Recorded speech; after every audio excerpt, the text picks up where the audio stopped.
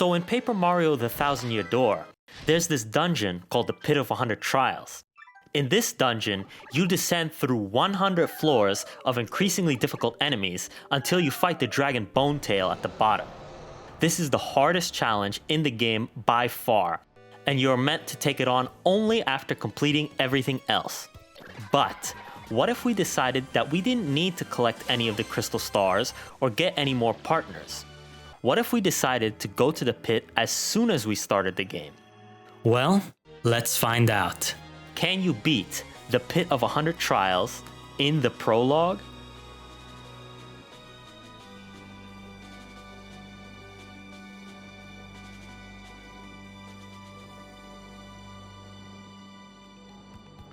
Alright, before we get started, let's establish the rules. For this challenge, I will need to enter and complete the Pit of 100 Trials in the game's prologue, and I can't leave once I enter. Since there's no save blocks in the pit, that means I have to do it all in one go. Also, I won't be using the super jump glitch to get the ultra hammer early, just for a little extra challenge. But wait, how do you even enter the pit? Normally, you would just go into paper mode, slip past these bars, then fly all the way to the other side. But in the prologue, you don't even have access to paper mode. This is where we need to get a little creative. By loading up a file right before the final boss, and then pressing the R button when she exits her first phase, we can go into paper mode during the cutscene. Keep holding R all the way through the rest of the fight, and then past the credits. The game will then kick you right back to the title screen. After this, you can pick any file you want, and you will start in paper mode, even if you haven't properly unlocked it yet. This is called paper mode storage. We will use this glitch both to enter the pit and also to grab some resources, like so. Before we enter the pit proper, we need to scrounge up everything we can find in Rogueport to make our lives just a little bit easier. We get Power Smash and Sweet Treat just for playing the game normally, but we can also get a pretty lucky from this hidden block right here. After that, we'll collect these 6 star pieces scattered across Rogueport. But wait, is that really it? There must be a way to get more than that, right? Enter Hazard Respawn Glitch. By jumping into the water on the first frame Mario enters the room, we can get on top of this block. The reason why this happens is because the game updates Mario's respawn position every 2 frames while he's on the ground. If the game doesn't have a respawn position for Mario, it puts him in the center of the room instead. By doing this 2 times in the blue switch rooms, we can go to West Rogueport early. This opens up a ton of new options for us. First of all, we can get 3 more star pieces right off the bat. Then we can get an infinite amount of coins by buying and selling dried shrooms. Doing this gives us shop points, and by selling the shop point rewards, we can earn a net profit. Using these coins, we can go to the Pianta parlor and play the slots. Oh. Well, we can at least get some badges. Refund is pretty useless, but this badge right here is really useful. You should get at least 2 super appeals right here. After that, we go to the Happy Lucky Lottery. There are 2 badges here that you can get. For second place, you get a lucky day, and for the jackpot, you get a Power Plus, which is what we really want. The thing about the lottery is that it's completely rigged. You get a winning number only when a certain number of days have passed. For second place, it is within 85 to 115 days, and for the jackpot, it's between 335 to 395 days. Now, we could spend a whole year checking this lottery every single day to see if we've won, or we could just adjust the GameCube clock forward. So long as you don't adjust the clock backwards, Lucky doesn't notice the fact that you're cheating. So just check every possible winning day, one by one, and eventually you'll get it. We can then use the paper mode storage glitch to slip through this grate. This lets us enter the other side of the room where Dazzle is. We can get 3 star pieces and a soft stomp badge here. Once that's done, we use the money we got from selling dried shrooms to buy out everything in the badge store. Then we go back to Dazzle and spend our 12 star pieces. I get an item hog, happy flower, and a pretty lucky. I also got another pretty lucky after defeating a Spinya.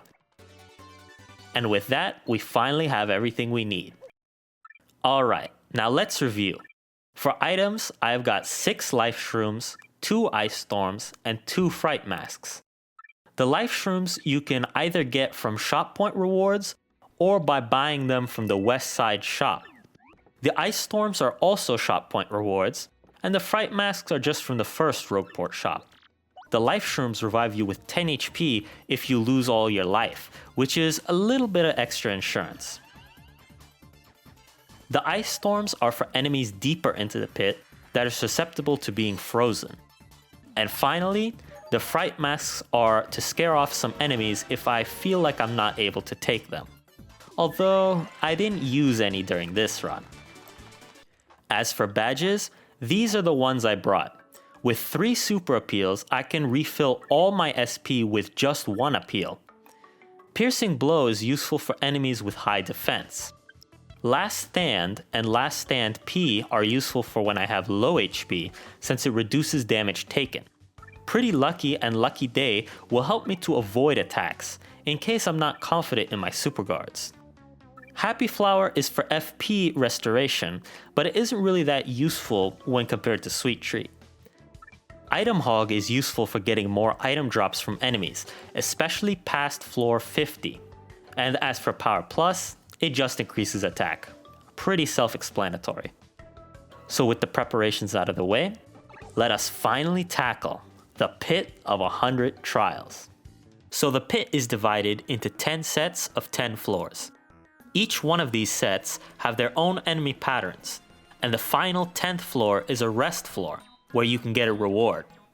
The only exception is the 100th floor, where you fight Bonetail. I'll go over each set of floors and explain the enemies that you find along the way. The first 10 floors are very easy. Here, you fight Galoombas, Spinyas, Spanias, Fuzzies, and Dullbones. Galoombas are just slightly stronger Goombas, and you deal with them in the same way. Spinyas are also really easy to deal with, and Spanias are just the exact same, but with spikes. Fuzzies are slightly more difficult, as they suck HP from you and have tricky superguard timing. In my experience, you should try and superguard right here, when he squishes down, right before he leaps off. And then there's the Dullbones. They can create more of themselves, but aside from that, they aren't too hard. In fact, they're actually quite brittle. Anyway, just take them out with Mario's hammer. Once we reach floor 10, we get Sleepy Stomp, which is actually quite useful if you need a certain enemy out of commission for a few turns. Floors 11 through 20 have Paraglumbas, Clefs, Pokies, Dark Puffs, and Piters. Paraglumbas are just like Paragoombas. Jump on them to send them back to Earth. The Clefs are pretty easy to superguard, but have high defense. If you don't feel confident in beating them with superguards, equip Piercing Blow. The Pokies have 2 attacks, one where they fall on top of you, and another where they throw one of their segments. The second attack can target either Mario or your partner, but if you superguard it, they take 3 damage. They also have a jump attack once they lose all of their segments, but they shouldn't actually last long enough to use that one. Dark Puffs are very simple. They can either fly at Mario or your partner, but the super guard timing is very easy. The tricky part is when they charge up. You can't jump on them, and they do a powerful attack one turn later. Piters are probably the most annoying enemies we've fought up to this point. They can either spit out one ball, which does a lot of damage, or 3 balls, which each do a little. It is very tricky to time these super guards because it is difficult to tell who they are targeting, and their balls move fast. Once we reach the 20th floor, we get Fire Drive. This is the most useful badge in the entire run. It hits all grounded enemies and sets them on fire. It also ignores defense. The only downside is that it doesn't work on enemies immune to fire, and it costs 5 FP. Floors 21 through 30 have spiky Gloombas, bandits, Lakidus, Spinies, Bob-ombs, and Boos. Spiky Gloombas are, well, you know the drill. Bandits are annoying since they run the turn after they steal something from you. If one of them runs, then you need to do the whole fight over again. If you don't feel confident in your super guards, just use normal guards and they won't be able to steal anything. The Lakidus are definitely the most difficult enemies we've faced so far. They can throw spiny eggs at either Mario or your partner, hold up eggs to protect themselves from getting jumped on, and throw down spinies as enemies.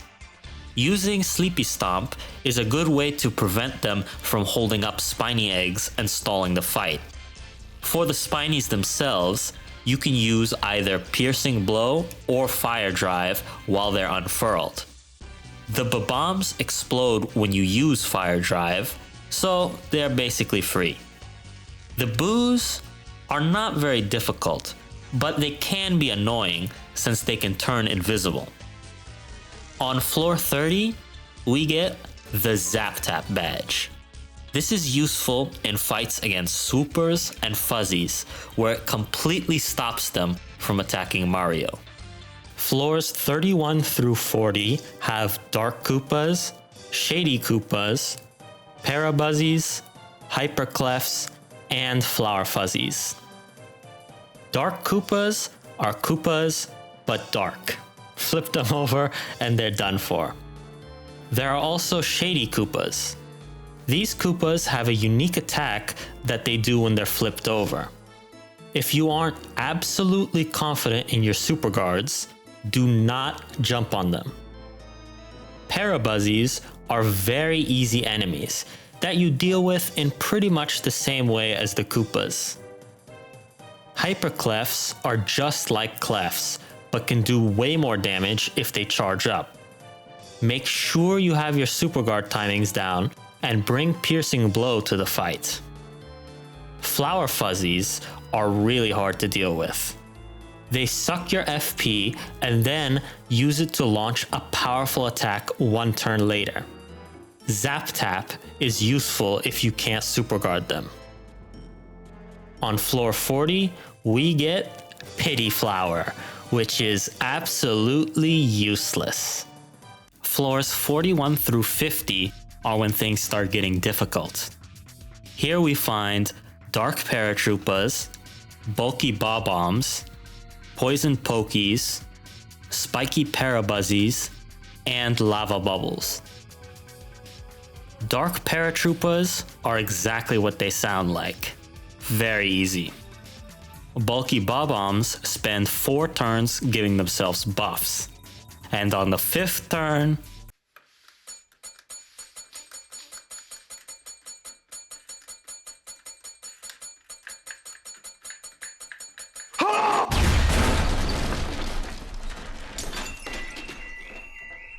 yeah, these guys can be set off early with Fire Drive.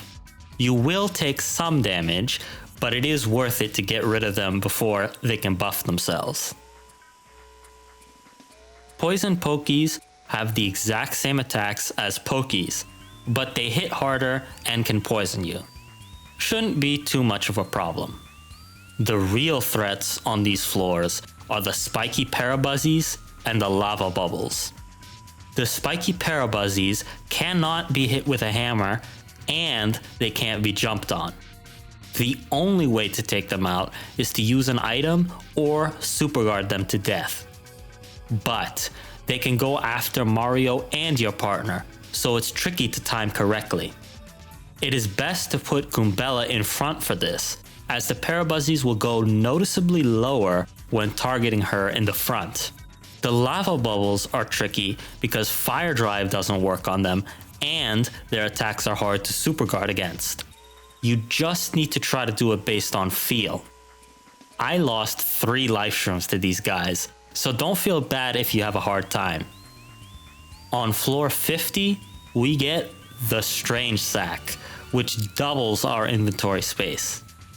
This is really useful, since now we can hold more items dropped from enemies, and we can buy more from Charlatan. Floors 51 through 60 have Badge Bandits, Ice Puffs, Dark Boos, Red Chomps, and Moonclefs.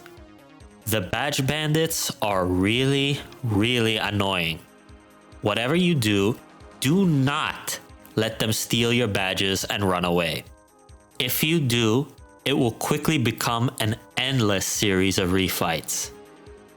If you can't super guard them, just do a normal guard or use Zap Tap. The Ice Puffs are similar to the other puffs, but they are stronger and their charged up attack can freeze you. Try to super guard it right when you see the first snowflake here. When they are close to the ground, you can use Fire Drive and it's super effective. Dark Boos are just tougher boos. The Red Chomps are immune to fire, so bring Piercing Blow for them. They aren't hard to super guard either, so they shouldn't be that difficult. The same goes for Moonclefs. No problem.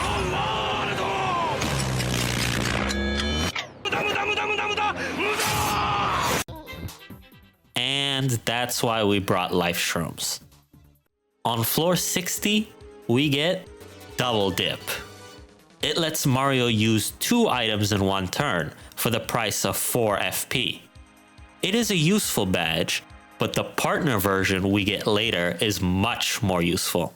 Floors 61 through 70 have Dark Liquidus, Sky Blue Spinies, Dark Craws, Dry Bones, Frost Piranhas, and Dark Wizards. Dark Liquidus are harder versions of the regular ones. Again, Sleepy Stomp is useful here. Sky Blue Spinies are also similar. Dark Craws are harder versions of Gus, the guard that stops you from entering East Rogueport. He can either run at you or throw his spear. Be careful, since his spear can target either Mario or your partner. Dry Bones are like Dull Bones, but they can also decide to throw 3 bones instead of just 1. Frost Piranhas are really annoying. They have a lot of attack and can freeze you with their bite. The super guard timing is right when he closes his mouth here, and this can be a bit difficult to get used to. The Dark Wizard is tricky, since it can use magic to buff and heal itself. It also has a laser attack that can target Mario and your partner, plus it has a thunder attack that hits both. When only one is left, it will create fake clones, and you'll need to discover the real one. Luckily, Fire Drive takes care of that part. On floor 70, we get Double Dip P. This is much more useful than Double Dip, since in most cases, Goombella is not doing as much as Mario is. So having her use the items is way more efficient. Floor 71 through 80 have Wizards, Dark Koopa Trolls, Phantom Embers, Swoopilas, and Chain Chomps. Wizards are stronger versions of Dark Wizards, but there are some unique aspects that set them apart. These ones cannot clone themselves, and their healing is also less powerful. That doesn't make them any less dangerous though. Dark Koopa Trolls have a lot of HP and can do a lot of damage. They have 2 attacks, a ramming move and a power shell-like move. Luckily, these attacks are pretty easy to super guard. You can also use a POW block to flip them over if you have one. Phantom Embers are harder lava bubbles. Because of the difficulty in super guarding, it might be a good idea to use items against them. Swoopilas are similar to Fuzzies. They will suck out your HP, and Zap Tap completely stops them. If they target your partner, you want to super guard right here, after the second suck. Chain Chomps are just harder red chomps. Deal with them in the same way. On floor 80, we get Bump Attack, the most useless badge in the pit. It doesn't even work in here. Floors 81 through 90 have Spunyas, Arantulas, Dark Bristles, and Piranha Plants. Spunyas are stronger Spanias, and Arantulas are stronger Piters. Don't underestimate the Arantulas though, because the damage can rack up very quickly if you can't super guard their attacks. Dark Bristles cannot be damaged at all with normal attacks. The only thing you can do against them is super guard. Luckily, the timing isn't too difficult. Piranha Plants are like Frost Plants, but they hit way harder and can't freeze you. Honestly, I am glad that I didn't face too many of them in this run, because a few missed super guards are fatal. On floor 90, we get Lucky Day. It is a very useful badge, but unfortunately, the BP cost is very high at 7. Plus, equipping 3 Pretty Luckies is actually better, both in terms of BP cost and also in terms of dodge chance. So I won't be using it this time. I also run into Charlieton here, and I stock up on a bunch of items for the final stretch. Floors 91 through 99 have Elite Wizards, Poison Puffs, Babulks, Swampires, and Amazy Daisies. Elite Wizards are tougher versions of Dark Wizards. These enemies are devastating, so make sure you have items on hand. You do not want to lose this deep in. Don't be afraid to use 2 Thunder Rages and a Fire Drive turn 1 to deal with these guys. Aside from that, all the same things apply. The Poison Puffs are like Ice Puffs, but with poison and more damage. You definitely do not want to get hit by their poison breath. I would suggest using Ice Storm here, as they have a high chance of getting frozen. Babulks are just stronger bulky Bob-Bombs, and they are taken out in the same way. Just like with other swoopers, Swampires can be dealt with easily with Zap Tap, but the hardest ones of all are Amazy Daisies. These golden guys have 20 HP and 20 attack, making them absolutely devastating to fight. The good thing is that they often run away before ever attacking. Plus, you aren't guaranteed to encounter them, but they're still quite scary. If they do attack, super guard right when you hear the last note of their song, here. Once you clear floor 99, make sure that your badges are set up correctly before going down the pipe. For me, I brought Double Dip P, Fire Drive, FP Plus, Last Stand, 3 Pretty Luckies, 3 Super Appeals, and a Happy Flower. Now, let's get ready to rock.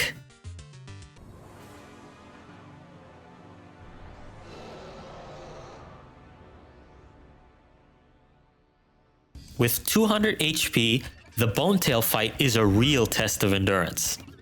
He has 3 different attacks he can do: a Stomp, a Breath attack, and a Bite.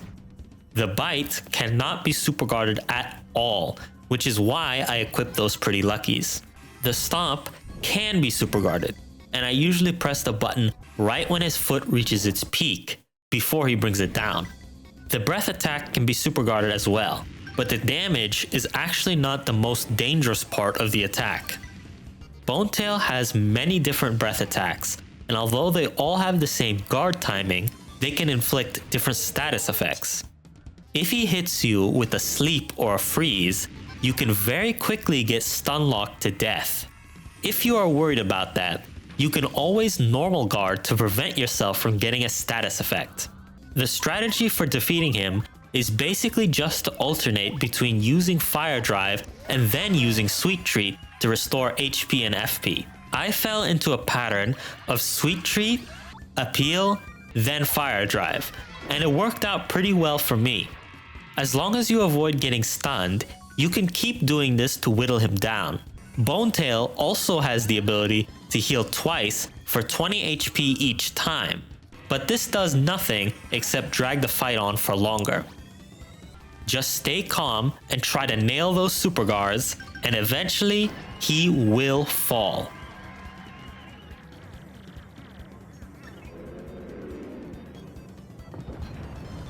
So is it possible to beat the pit in the prologue? Absolutely, but it requires a lot of practice and patience. I managed to beat this challenge on my third try, but only after a lot of practicing superguard timings and reviewing other people's strategies. But as long as you have a love for the game and are willing to put in the work, it's a really fun and rewarding challenge. Thanks for watching, guys. This is the first real YouTube video I've ever done, so I hope it turns out well. If you enjoyed it, make sure to hit that like and subscribe button and leave a comment down below. I'll be making a lot more videos like this in the future, so stay tuned.